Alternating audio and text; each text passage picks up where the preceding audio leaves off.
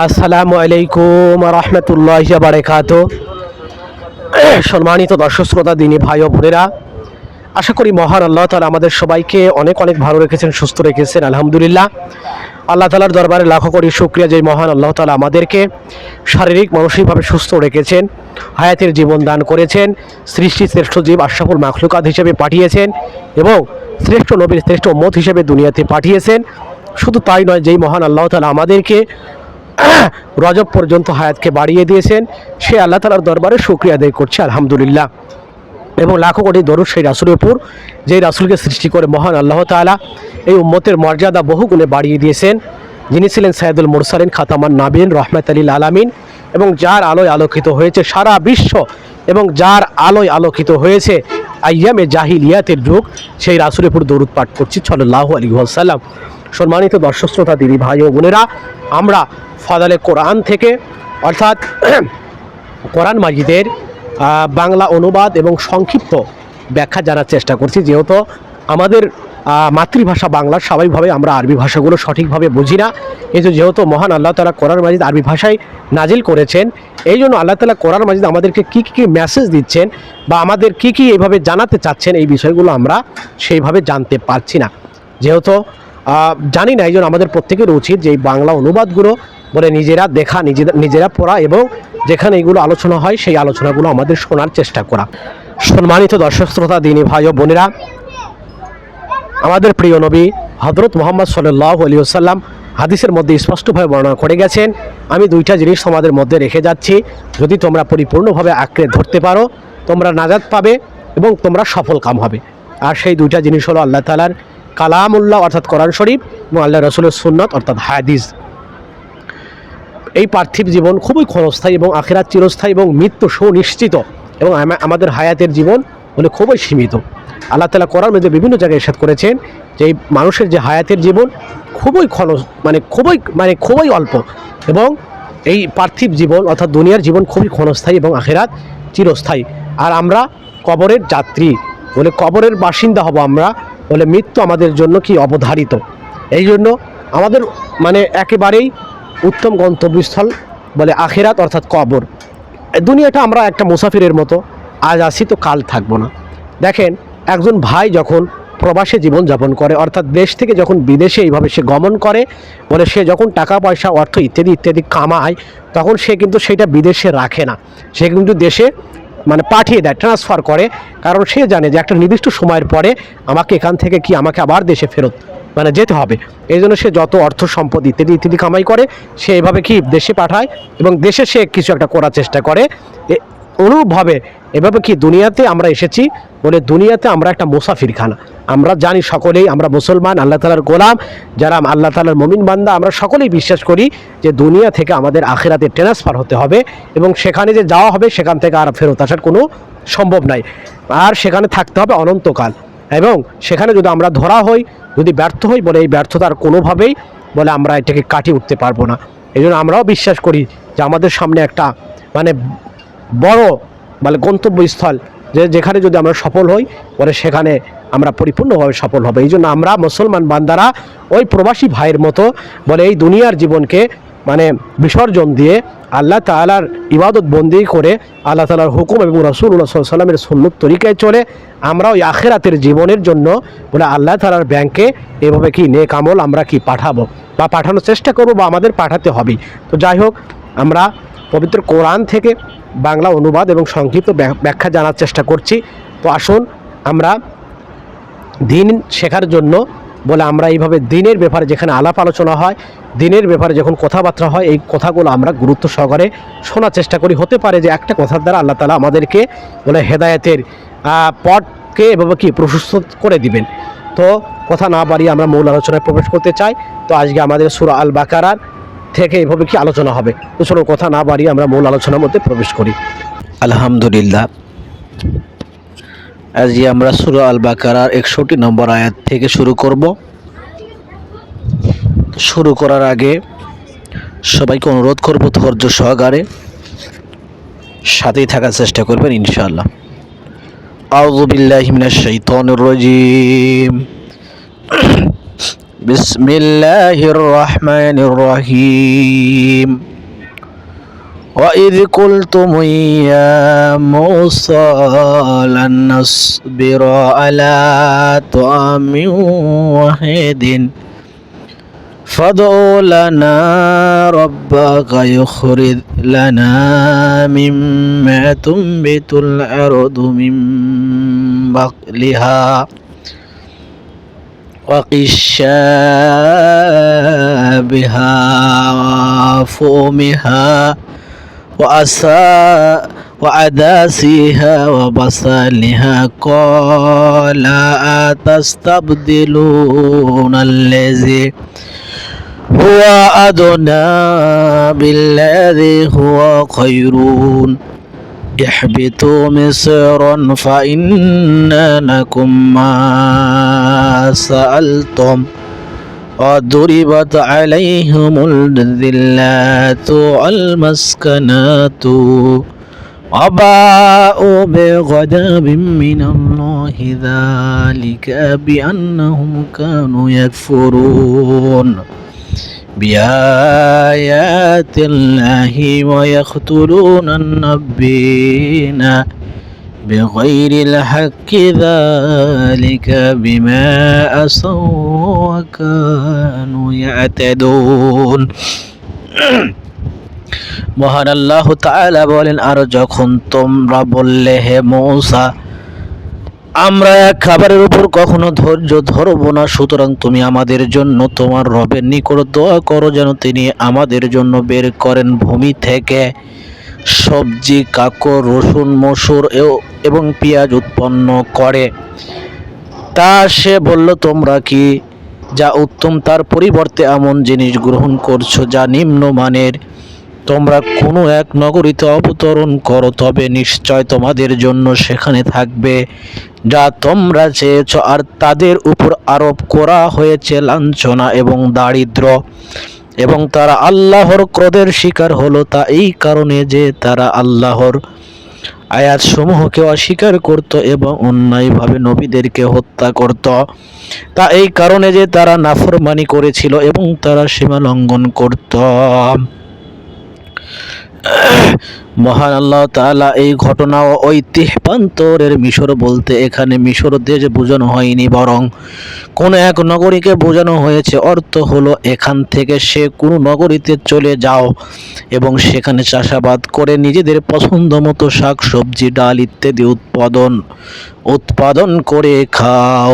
তাদের চা যেহেতু অকৃতজ্ঞতা এবং অহংকারের ভিত্তিতে ছিল, তাই ধমকের স্বরে তাদেরকে বলা হলো, তোমরা যা চাও তা সেখানে আছে। কোথায় সেই পুরস্কার ও অনুগ্রহ সমূহ যা পূর্বে উল্লেখ হয়েছে, আর কোথায় সেই লাঞ্ছনা ও দারিদ্র্য যা পরে তাদের উপর নিপতিত হয়েছে এবং যার কারণে তারা আল্লাহর গজবের শিকার হয়েছে। গজব অর্থ ক্রোধ, রহমত অর্থ দয়ার মতো আল্লাহর একটি গুণ বিশেষ। এর ব্যাখ্যা শাস্তি দেওয়ার ইচ্ছা বা শাস্তি করা কঠিন নয়, বরং বলতে হবে আল্লাহ তাদের উপর ওইভাবে ক্রোধান্বিত হয়েছেন যেভাবে ক্রোধান্বিত হওয়া তার গৌরবময় সত্তার সাথে সামঞ্জস্যপূর্ণ। এখানে লাঞ্ছিত এবং আল্লাহর গজবের শিকার হওয়ার কারণ বর্ণনা করা হচ্ছে, অর্থাৎ মহান আল্লাহর আয়াতকে অস্বীকার করা, তার দ্বীনের প্রতি আহ্বানকারী আম্বিয়া আলাইহিমুস সালাম ও সত্যের সন্ধানদাতাদেরকে হত্যা করা এবং তাদের অবমাননা করাই হলো তাদের অর্থাৎ আল্লাহর গজবের শিকার হওয়ার কারণ। খাল এই মর্মে জড়িত হওয়ার কারণে ইয়াহুদিরা যদি অভিশপ্ত লাঞ্ছিত হয়ে থাকে, তবে আজ এই একই কাজ সম্পাদনকারীরা কিভাবে সম্মান ও শ্রদ্ধার পাত্র হতে পারে? তাতে তারা যারাই হোক এবং যেখানেই থাক, এটা ইয়াহুদিদের লাঞ্ছনা ও দারিদ্রতার দ্বিতীয় কারণ।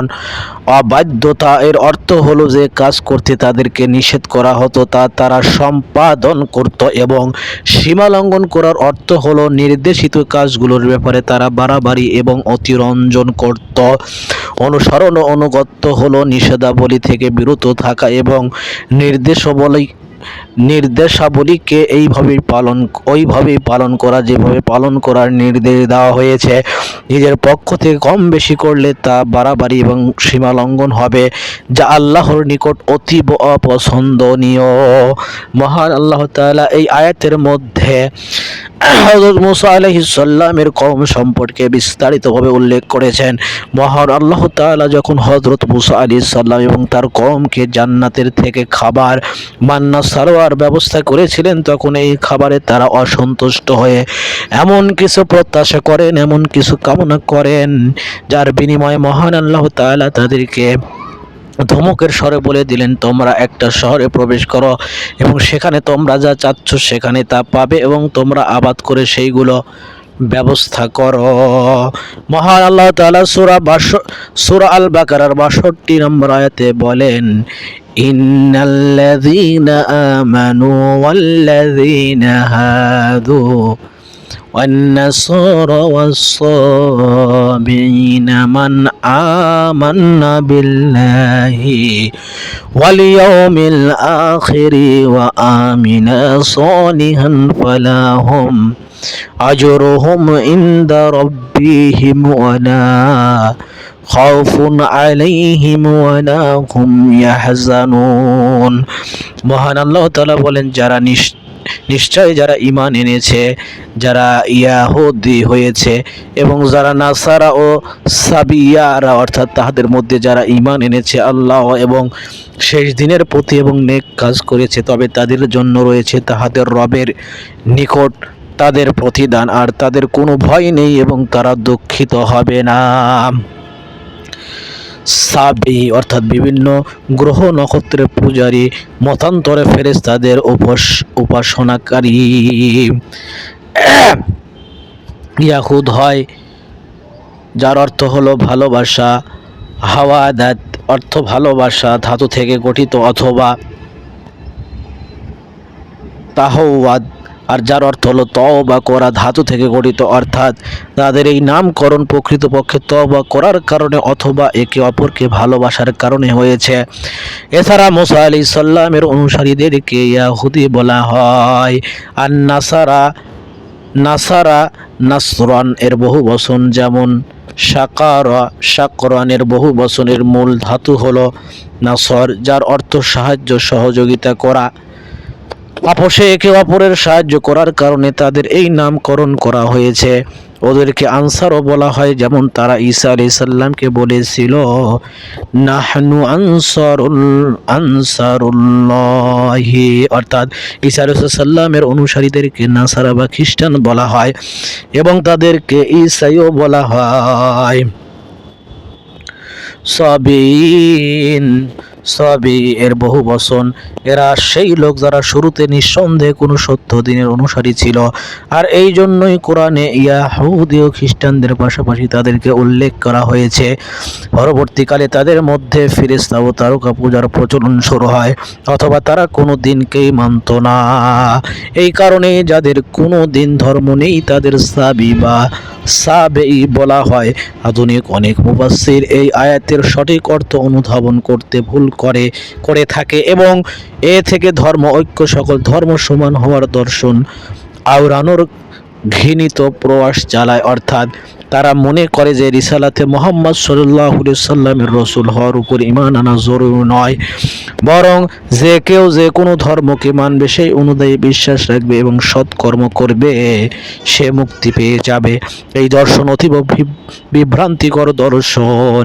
বলা বাহুল্য, আয়াতের সঠিক ব্যাখ্যা হলো, যখন মহান আল্লাহ পূর্ব উক্ত আয়াতে ইয়াহুদীদের মন্দ কর্মসমূহ এবং তাদের অবাধ্যতার কারণে শাস্তিযোগ্য হওয়ার কথা উল্লেখ করেন, তখন মানুষের মনে এই প্রশ্ন সৃষ্টি হওয়া স্বাভাবিক ছিল যে এই ইয়াহুদীদের মধ্যে যারা সত্যনিষ্ঠ, আল্লাহর কিতাবের অনুসারী এবং যারা নবীর আদর্শ অনুযায়ী জীবন পরিচালনা করেছে, তাদের সাথে আল্লাহ তাআলা কি আচরণ করেছেন অথবা কি আচরণ করবেন। মহান আল্লাহ এই কথাটাই পরিষ্কার করে দিলেন যে ইয়াহুদি খ্রিস্টান এবং সাবেঈদের মধ্যে যারাই স্বযুগে আল্লাহ এবং পরকালের উপর ঈমান এনেছে এবং সৎকর্ম করেছে তারা সকলেই আখিরাতে মুক্তি লাভ করবে। অনুরূপভাবে বর্তমানে হযরত মুহাম্মদ সাল্লাল্লাহু আলাইহি সাল্লাম এর রিসালাতের উপর বিশ্বাস স্থাপনকারী মুসলিমও যদি সঠিক পন্থায় আল্লাহ এবং পরকালের উপর ঈমান এনে সৎকর্মের প্রতি যত্ন নেয় তবে সেও অবশ্যই আখিরাতের চিরন্তন নিয়ামত লাভ করার অধিকারী হবে। আখিরাতে মুক্তির ব্যাপারে কারোর সাথে বৈষম্যমূলক আচরণ করা হবে না। সেখানে নিরপেক্ষ এবং ন্যায় বিচার হবে, চাহে সে মুসলিম হোক অথবা শেষ নবীর পূর্বে অতিবাহিত কোনো ইয়াহুদি খ্রিস্টান বা সাবে ইত্যাদি যেই হোক না কেন।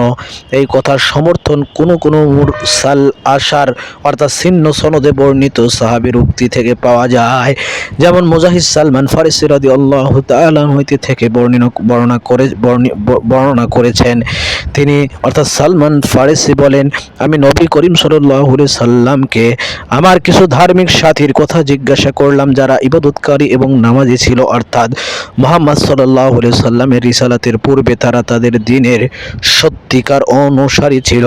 এই জিজ্ঞাসার উত্তরে এই আয়াত নাজিল হয়, ইন্নাল্লাযীনা আমানু ওয়াল্লাযীনা হাদু, অর্থাৎ কোরআনের অন্যান্য আয়াত দ্বারা এর সমর্থন পাওয়া যায়। ইবনে কাসির যেমন ইন্নাদ-দীন ইনদাল্লাহুল ইসলাম, নিঃসন্দেহে আল্লাহর নিকট দিন একমাত্র ইসলাম। সূরা আলে ইমরান।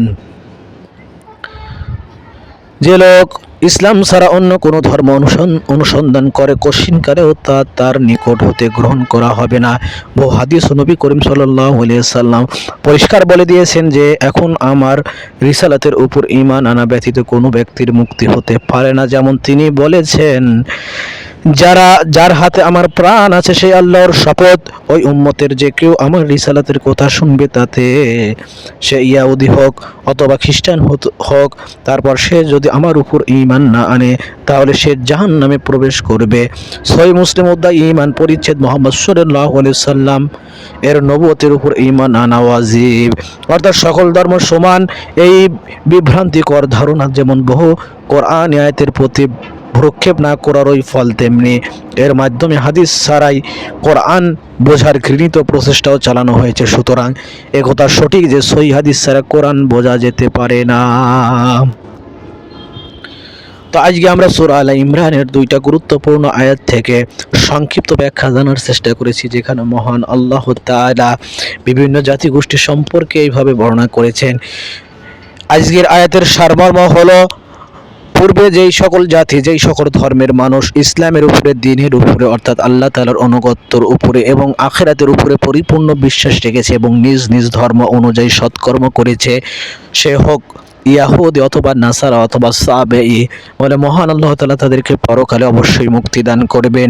অনুরূপভাবে এই বর্তমান যুগে আল্লাহর রাসূলের উম্মতেরা মহানবী সাল্লাল্লাহু আলাইহি সাল্লামের উপর ঈমান আনার পরে আল্লাহ তাআলার অনুগত্য, দাসত্ব আর গোলামি করে যদি জীবন যাপন করে, আখিরাতের উপর পরিপূর্ণ বিশ্বাস রাখে, ভাগ্যের ভালো মন্দের উপর পরিপূর্ণ বিশ্বাস রাখে, অর্থাৎ জন্ম থেকে শুরু করে মৃত্যু পর্যন্ত মানব জীবনে যাই ঘটুক না কেন মহান আল্লাহ তাআলার পক্ষ থেকে আমাদের জন্য মহান আল্লাহ তাআলা সব কিছু করে থাকেন। এই কথার বিশ্বাস রেখে আল্লাহ তাআলার উপর সবর করে ধৈর্য ধরে যদি জীবনকে পরিচালিত করা যায়, জীবনকে এইভাবে সামনের দিকে এগিয়ে নেওয়া যায়, তো মহান আল্লাহ তাআলা দুনিয়াতে সফলতা দান করবেন, আখিরাতেও সফলতা দান করবেন।